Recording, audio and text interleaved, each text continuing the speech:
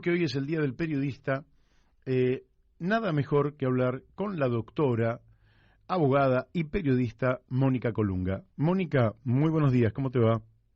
Muy buenos días, Mario. Qué gusto poder compartir justo este día, ¿no? El 7 de junio, que estamos recordando el nacimiento de la Gaceta de Buenos Aires, que era el diario de la Revolución, que nace el 7 de junio de 1810, con una frase de Tácito que estaba en la tapa, ¿no? Como un eslogan, que era justamente esto que siempre tenemos presente los periodistas, ¿no? Raros esos tiempos felices en los que se puede pensar lo que se quiere y decir lo que se piensa, ¿no? Un poco que es este tiempo particular, pero que es un tiempo que producimos nosotros mismos, porque el programa lo producís vos, nuestra radio la producimos nosotros, cuando nos apropiamos de la realidad presente, y eso es la política precisamente, ¿no? Apropiarse del tiempo vital colectivamente.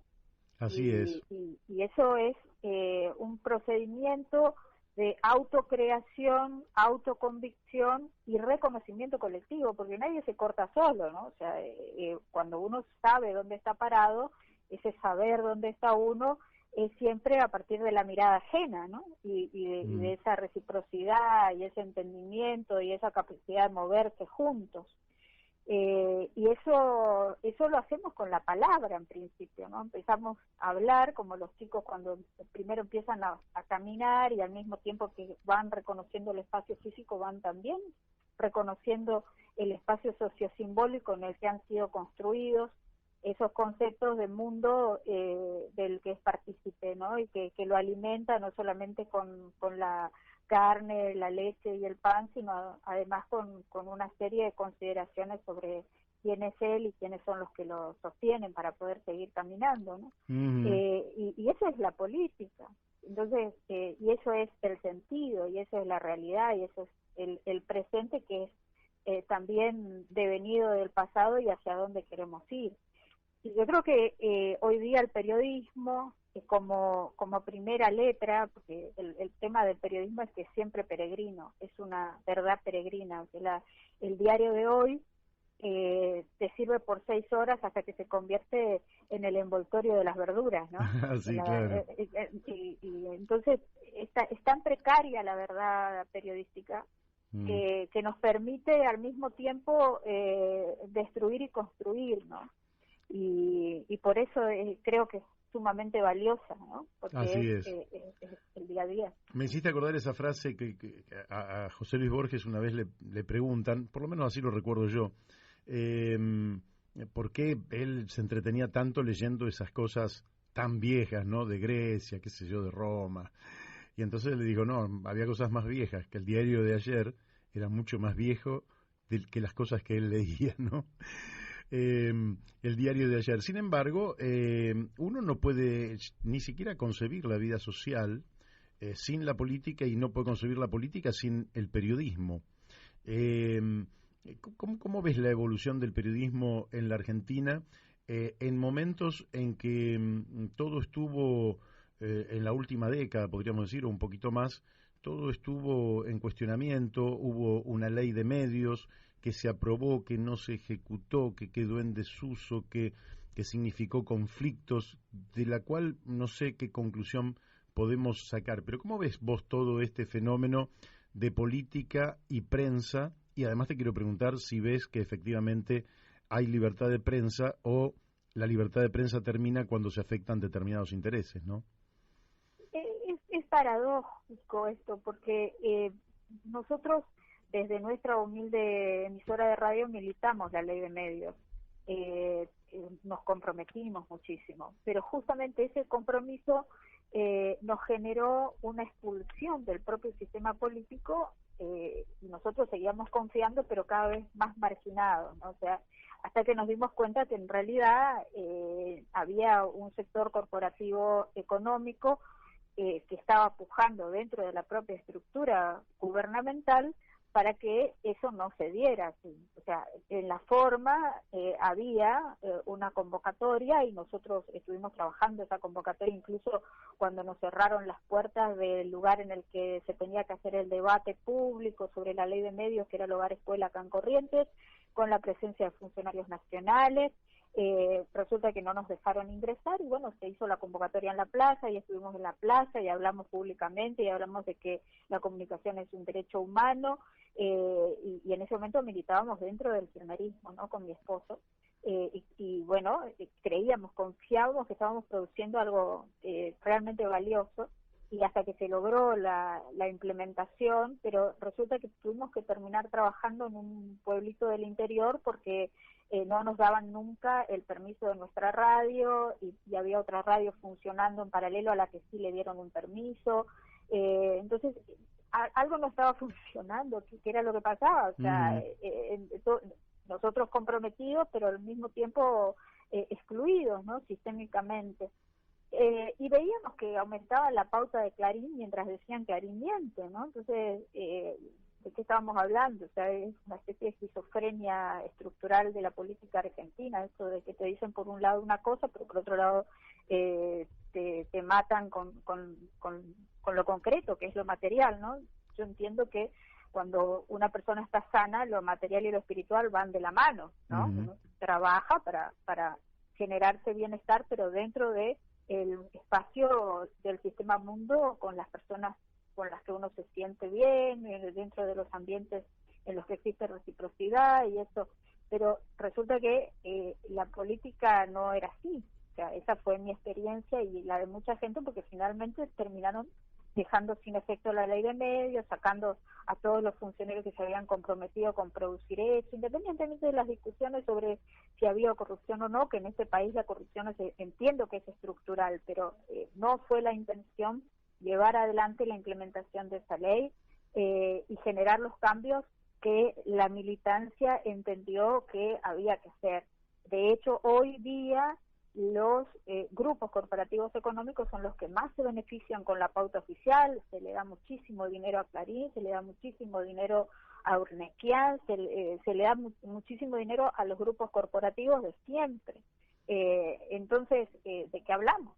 O sea, pasa lo mismo que con lo que se está discutiendo en relación al tema energético y si Pablo Roca sí, Pablo Roca no, y al final de cuentas es lo que hay, como es lo que hay, tenemos que seguir apostando a lo que hay y ahí seguimos. Entonces se termina peleando por el status quo y no por un cambio social, ¿no? O sea, ¿de qué hablamos? Sí, qué interesante esto que decís. Justamente el periodismo es de qué hablamos, ¿no? De cómo nos comprometemos. ¿Y vos sentís que, me tomo de esto último que vos decís, sentís que hay una suerte de resignación en la sociedad argentina y en particular en el periodismo respecto de las necesidades de cambio que tiene la Argentina? Es decir, bueno, nos arreglamos con lo que tenemos y los cambios bien gracias porque estamos resignados a no producirlos. ¿Cómo ves la actitud del periodismo en general? Bueno, el tema es que hay que parar la bolsa, ¿no? O sea, la gente tiene que vivir de lo que hace. Y el que va y estudia en la universidad tiene muchos ideales, pero después cuando sale tiene que trabajar en un diario, tiene que trabajar en algún lugar, y si no te acomodás a las circunstancias y si no trabajás para el programa corporativo, no vas a durar mucho. O sea, hay medios que tienen una visión más crítica, pero digamos que el sentido crítico se termina ahogando en la sopa, ¿no? Y eso es eso de la resignación que se plantea. Entonces, yo creo que un periodista que quiera sostener una visión crítica necesariamente tiene que asociarse con grupos de pensamiento, con partidos políticos, con sindicatos, con distintos niveles de personas que le permitan salir de ese plano, ¿no? A mí me ayudó muchísimo la filosofía, los grupos de filosofía, los grupos de discusión, para entender que hay una dinámica y hay una progresión y que la vida no es plana, sino que es como una espiral ascendente en la que uno se va conectando con distintas personas y se va moviendo. Pero por ahí otros colegas no han tenido esa suerte de tener una mente más elástica y de estar siempre cambiando y reconstruyéndose sin que eso signifique enloquecer, ¿no? Pero Claro. eso requiere un ejercicio permanente, ¿no? Una autoconstrucción permanente, pero también requiere de un entorno. Yo creo Ujú. que a mí el Partido Socialista Auténtico me ha significado esa posibilidad de seguir pensando y poder entender la experiencia que estaba viviendo, ¿no? Ujú. Y creo que eso es muy recomendable para los que realmente quieren ser partícipes de la realidad y no solamente cronistas del supermercado, ¿no? Claro. En los minutos que me quedan te quiero preguntar por la libertad de prensa más allá de las fronteras de la Argentina, porque hay todo un occidente que se llena la boca con la libertad de prensa, pero resulta que un día Julian Assange, junto con otros periodistas, crearon Wikileaks y de pronto pusieron, digamos, comunicaron imágenes que mostraban cómo Estados Unidos, por ejemplo, masacraban a la gente, cómo violentaban derechos humanos de manera casi sistémica, cómo operaban de manera casi corrupta en muchísimos lugares del mundo, develaron miles y miles de documentos y esto le valió al tipo que se terminara la libertad de prensa. ¿Por qué no nos contás un poquito esa historia y qué conclusiones podés sacar vos respecto al sufrimiento que terminó pasando Julian Assange, porque terminó recluido durante años y finalmente detenido?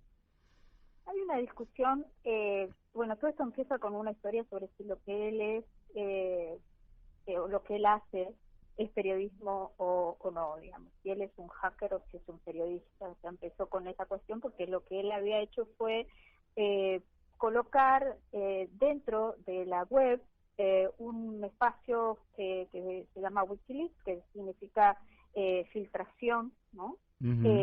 Y a partir de eso, a partir de colocar esa información que él recibía de fuente directa de la inteligencia de los distintos países del mundo, porque es obvio que es información verificada y para que sea cierta tiene que venir de esa fuente, y de hecho hay una oficial de inteligencia militar americana que fue desplazada de sus funciones porque, bueno, confesó públicamente que ella era la fuente de Julian Assange, y ahí se presenta este tema de si existe alguna legislación o no que proteja tanto al periodista como a la fuente, porque ahí se saldó la cuestión de si él es periodista. Sí, él es periodista porque él publica información verdadera, pero ¿quién le da esa información? Y le dan los agentes de inteligencia de los distintos países. Ahora, ¿existe protección para esos agentes de inteligencia? Existen precedentes sobre que cuando se revela información de inteligencia que no dañe a nadie y que proteja al público en general, eso es un servicio público y no es algo que afecte al Estado, sino que muy por el contrario se beneficia porque es más democracia, ¿no? O sea, Ujú. entonces esa es la discusión a nivel internacional sobre cuál es el rol del periodismo y cuál es el rol que debiera tener la fuente también, ¿no? Y si tenemos que proteger a nivel internacional la fuente. Hay otros que dicen, no, lo que él hizo fue espionaje, y hay gente que es traidora a la patria porque dio una información que era secreta. Y ahí está de nuevo esto, si tenemos que contar o no tenemos que contar, que es la cuestión de la omertá, o sea, el código mafioso, que es el silencio, o Ujú. existe o se sostiene a nivel internacional el código mafioso del silencio, o vamos hacia un sistema mundo más abierto en el que se cuente la verdad, ¿no? Porque cuando hay una verdad que es la verdad fáctica. En el caso de Julian Assange, lo que él hizo fue poner en evidencia los videos de la balacera dirigida a un grupo de periodistas de la agencia Reuters. La agencia Reuters es una agencia de información británica, que además es una agencia, además de ser una agencia de información, es una editorial, publica libros, entre otras cosas publica los libros de legislación a nivel internacional. En la Argentina, Reuters publica la ley, ¿no?, publica la legislación nacional argentina, ¿no? Entonces, mira. entre otras cosas, digamos, todo el mundo está, ¿no? Entonces, cuando él evidencia esto, cuando él muestra lo que pasaba con esta agencia, que es una agencia reconocida en todo el mundo por proveer información fidedigna, esa información la toman los diarios, entre ellos The Guardian, que es uno de los diarios más prestigiosos del Reino Unido. Cuando The Guardian publica esa información, toma como fuente a Wikileaks, o sea, Wikileaks se convierte en una fuente de otro medio de información, por lo tanto ya no puede haber una imputación de carácter penal, porque lo que está haciendo es ser fuente, y al tomarse como fuente hay una colaboración con un medio que está reconocido como medio periodístico. Entonces se está haciendo un trabajo periodístico, no es un trabajo de espionaje, se está brindando información, y los que estaban siendo afectados eran periodistas internacionales, y los que estaban afectando a esa gente que estaba trabajando era el ejército de Estados Unidos.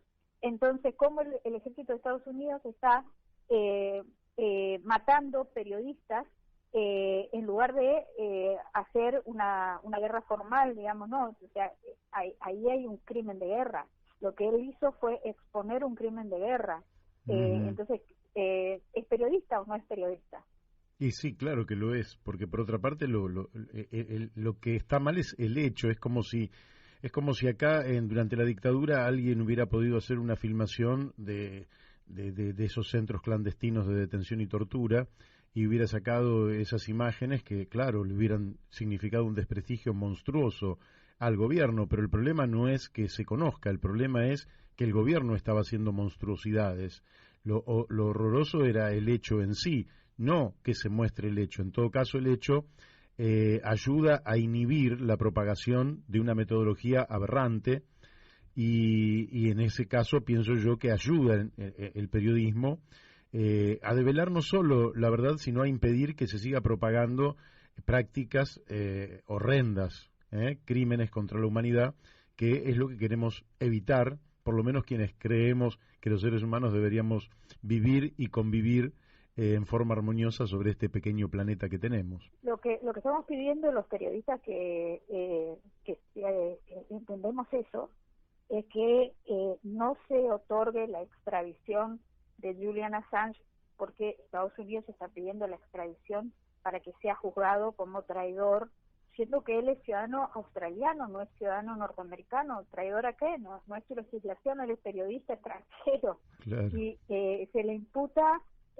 traición y espionaje, y la pena es de más de 100 años. O sea, va a pasar va a tener una pena de por vida por una injusticia, ¿no? O sea, eso es lo que estamos pidiendo, y estamos haciendo circular un documento para que sea firmado por otros colegas para pedir que se le niegue la extradición. Le estamos pidiendo al gobierno británico, a la justicia del Reino Unido, que no le otorgue la extradición que está pidiendo el gobierno de Estados Unidos. Bien, parte entonces de la lucha por la libertad de prensa en el mundo es pedir la no extradición de Julian Assange a los Estados Unidos. Exacto. Bien, bueno, Mónica, te doy los últimos 30 segundos para que cierres a piacere. Un enorme agradecimiento a todos los colegas que me han enseñado esta profesión y que me han sostenido y que sostienen la posibilidad de que podamos seguir diciendo verdades, porque esto es una cosa que no se hace individualmente, se hace colectivamente, y a Mario Masitelli, que me ha enseñado la solidaridad en política, que bueno, creo que es muy valiosa para que podamos seguir haciendo periodismo. Muchas gracias siempre. Muchísimas gracias. Te mandamos un abrazo desde aquí, y cariños para toda tu familia y los amigos allá en Corrientes, y la seguimos. Igualmente, Mario. Bueno, hemos hablado con la doctora Mónica Colunga, que